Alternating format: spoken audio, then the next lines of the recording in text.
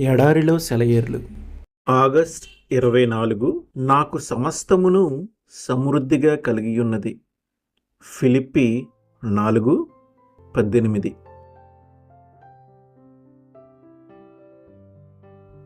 నా వద్ద ఉన్న తోటపని పుస్తకం ఒక అధ్యాయంలో నీడలో పెరిగే పూలు గురించి ఉంది.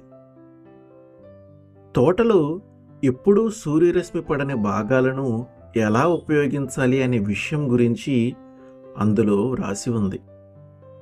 కొన్ని పూజాతులు ఇలాంటి చీకటికి, మారుమూల ప్రాంతాలకి భయపడవట. నిజానికి అలాంటి చోట్లనే అవి బాగా పుష్పిస్తాయట. ఆత్మీయ ప్రపంచంలో కూడా ఇలాంటివే ఉంటాయి.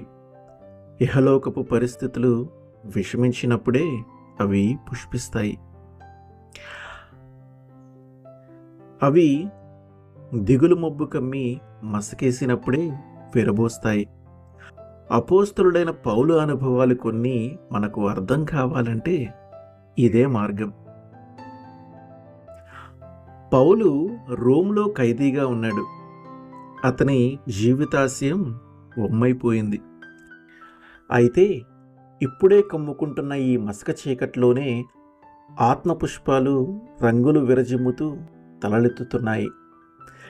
జీవితంలో ఆ పూలు పూయడాన్ని పౌలు చూసి ఉంటాడు, కానీ ఇంత ఆకర్షణీయంగా కళ్ళు జిగేలుమనిపించే రంగులతో విరబోయటం ఎన్నడూ చూడలేదు. ఇంతకు ముందెన్నడూ లేనన్ని వాగ్దాన సంపదలు పౌలును ఆహ్వానిస్తున్నాయి. ఈ సంపదల్లో క్రీస్తు కృప, ఆయన ప్రేమ, ఆయన ఇచ్చే శాంతి, ఆనందం ఇలాంటివి ఉన్నాయి. అయితే వాటి నిజస్వరూపం, వాటిలో దాగి ఉన్న మహిమ మసక చీకటి కమ్మినప్పుడే బయటకు ప్రకాశిస్తాయి.